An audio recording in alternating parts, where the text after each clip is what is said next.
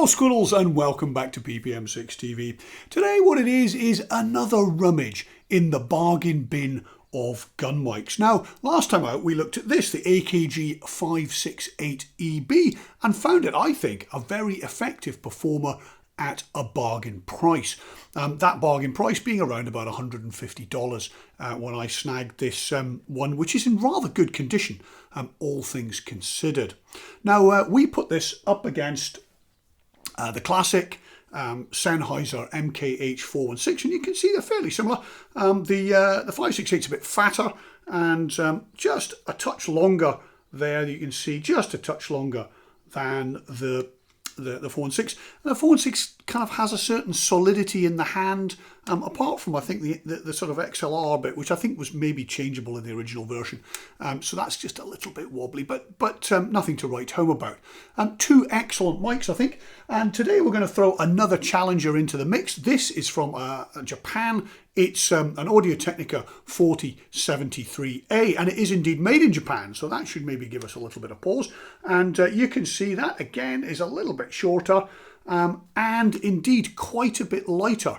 Now this is an Electret, if I remember rightly, and if I remember last time I took it out, it's very loud indeed. So we're going to be careful when we come to that. It does have a bass roll-off filter, which the AKG has, but of course the Sennheiser does not. So we're going to give these three a spin and see what's what in the bargain bin department. Just in case you're wondering, this is an SE8. Somebody in the comments said, could you compare an SE8? And I thought, well, could I compare? Well, I thought, well, I've got an introduction to do. I may as well put an SE8 in there. So enjoy that comparison too. Let's get to it. We're starting this shootout with the 416, which, if you like, is the standard against which we're evaluating the others, because the 416 is also included in my previous video. Now, one of the interesting things about the 416 is how noisy it is. Not that it's a problem, but just how noisy is it? I asked that because on Recording Hacks, which is a fantastic website, I checked the noise figures, and they quoted 24 dBA, which would have made this about the noisiest mic in my collection.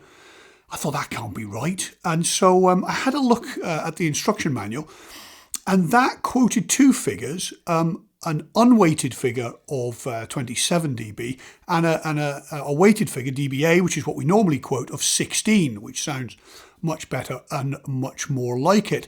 Because we do know that one of the advances in Sennheiser's range is better noise performance. So if you buy an MKH60, it will be quieter. Anyway, an interesting little thing, if you know different or where they got the 24 dB, because Recording Hacks are not usually wrong, I don't think, I would be very interested to know. And of course, I started the video with an SE8, and the controversy about the noise figures for that continues to rumble on. And I have got something to say about that maybe in a later video to return to that issue. Anyway, there we have the sound of the classic Sennheiser MKH416. And if you can get one at a good price, I would say grab it. Now, ever onwards. And here we have the first of our contenders in our bargain bin for today in the gun mic category. This is the AKG 568, and if you haven't seen the other video with this in it, I recommend that you do, because that compares it with a very, very high-end AKG offering, and you can get a good idea of some of the trade-offs in cost and performance.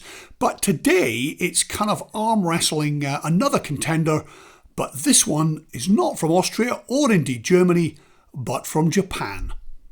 And now we get to the main event, the Audio-Technica AT4073A. Now I think the B version has maybe a higher overload margin and is a bit quieter. I can't remember now, but do check it out. It is available, but it's quite a reasonably expensive microphone if that's the sort of thing you're looking for. This 4073 is made in Japan, which I think is always a nice thing. Rely on that legendary Japanese quality control.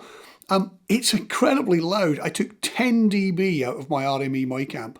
I had about 53 dB for the other mics, and this I've taken down to 40 dB. Maybe it's because of the Electret construction. I'm not really an expert in amplifiers and the science of microphones in that sense, but it's handy to know, because obviously you'll be working in a quieter part of your mic amp range, It is the shortest of the mics, and it's also the lightest. I weighed the 416, kind of a standard. It's about 170 grams, and I weighed this, and it's 115. Now, 50, 55 grams, something like that. What difference does that make? Well, maybe when it's on the end of a massive pole and you're carrying it all day long, quite a big difference. But I'll leave that up to you. Anyway, I hope you've enjoyed this very quick whip round bargain bin gun mics. I hope you've enjoyed it. Thanks for coming by. Do subscribe. It does help. Bye for now.